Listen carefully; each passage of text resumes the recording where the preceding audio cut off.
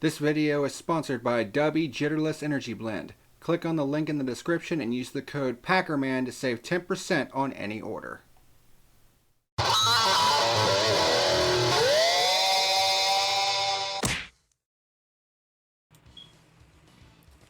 What's happening, ladies and germs? This is the PackerMan, and welcome to this edition of The Fuel, where in this episode we're going to be talking about the 2023 Contender Boats 300 from the homestead-miami Speedway for the NASCAR Xfinity Series. Well, this certainly had its ups and downs and some championship implications during this race.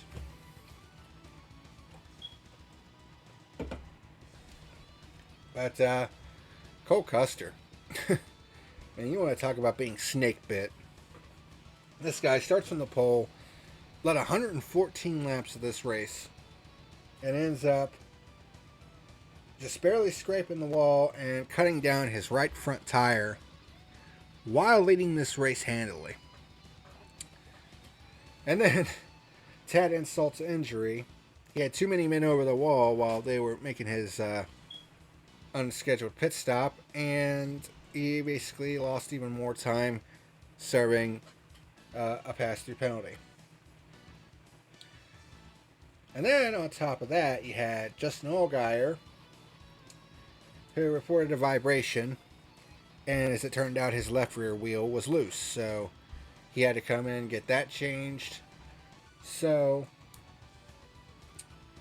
we were having some absolutely crazy championship implications among the playoff drivers.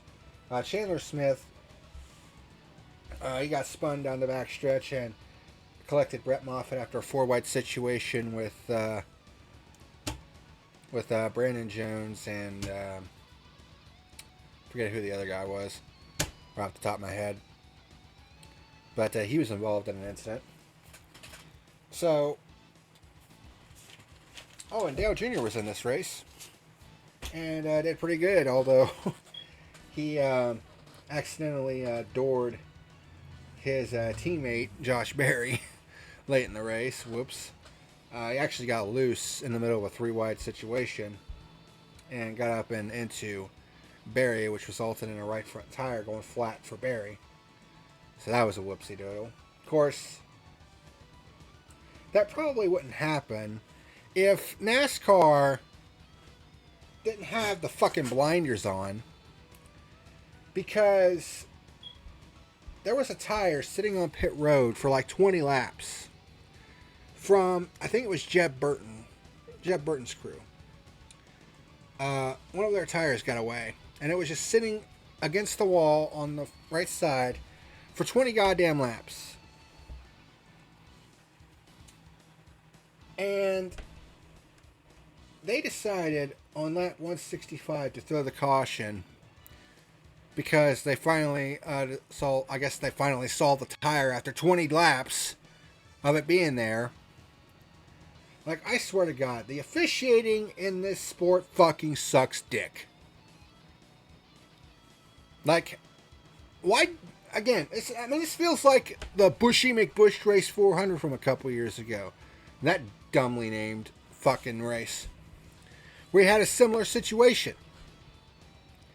Like, what the actual fuck? Why can't you just authorize somebody to go out there on pit road, pick up the tire, which literally only takes like 10 seconds, get it back over the wall, and keep the race green?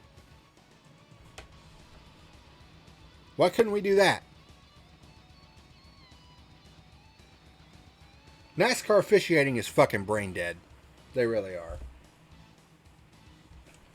But anyways, Sam Mayer has really come into his own here in the second half of this season. There are a lot of rumors going around that his ride was probably going to be up for grabs if he didn't start performing.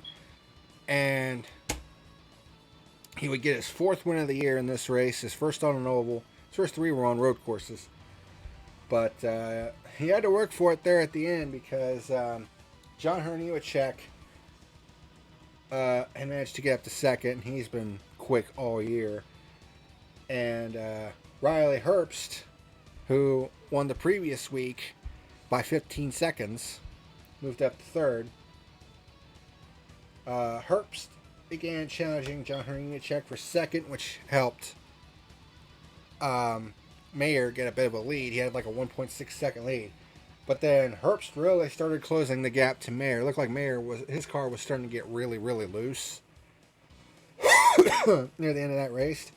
And I'm thinking to myself, man, Herbst has a shot to deny Mayer a spot in the championship 4 here with a win. And he was almost to him. He came up a little more than 2/10 short, and Mayer even scraped the wall coming off of turn 4. But he kept his foot in it because he knew that a shot at the championship was right in front of him, and he took it. He absolutely took it. So he is the first driver officially locked into the championship 4, which means that there are 3 spots up for grabs. Well, technically 2, because even though John Hunter Nemechek is technically not locked in yet, he has a 44-point advantage over the cut line. So I think it's a foregone conclusion unless things really fall apart. Like if he gets knocked out early in stage 1, which I don't see that happening. Especially considering that he actually won the race at Martinsville earlier this year. I think it's a foregone conclusion that John Hunter Nemechek is going to be in the championship 4, which means that there's 2 spots available. I mean, conceivably, one of the Smiths, Chandler, or Sammy could win the Martinsville race next week and get into the championship 4, or Sheldon Creed. Man, Sheldon Creed, he had a fresh set of tires left over from this race. He was hoping that there was going to be a caution that came out between the green flag with 23 laps to go and the finish, and then the caution never flew again. So that's terrible luck. But basically, the fight for the final 2 spots is going to come down to Austin Hill, Cole Custer, and Justin Allgaier. All 3 of those guys are separated by 3 points. Which means stage points next week at Martinsville are going to be crucial. Crucial. And it's just like the name of this episode says. Someone has to go home. And it's going to be one of those guys. I mean, those are 3 of the juggernauts of the Xfinity Series here this year. Cole Custer, Austin Hill, and Justin Allgaier. 1 or 2 of those guys is not going to the championship 4.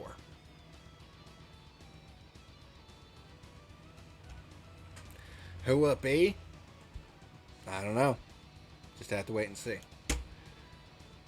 I don't think I've done the race stats yet. 13 lead changes with 3 pure lead changes, 4 cautions. 2,300 green flag passes, which comes out to 14 on average. Sneeze alert.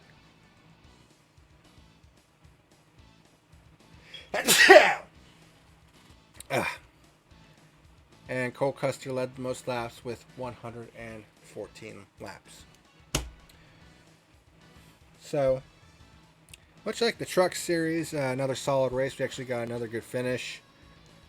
Just hate that fucking caution on lap 165 for that tire laying on pit road. It's like NASCAR just cannot get out of their own way, especially when it comes to their officiating. Like, their officiating is fucking brain dead.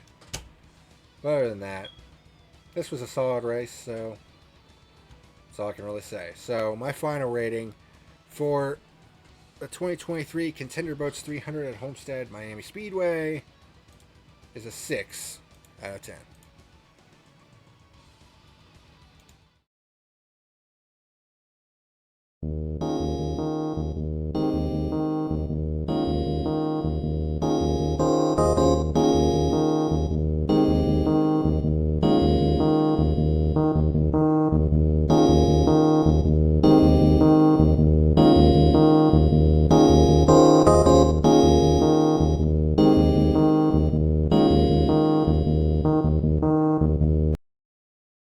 What's happening, ladies and germs? Thank you for watching tonight's video.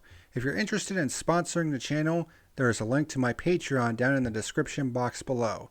Otherwise, hit like and subscribe if you want to continue watching great content like you saw today. Thank you very much for watching. And until next time, this is the PackerMan signing out.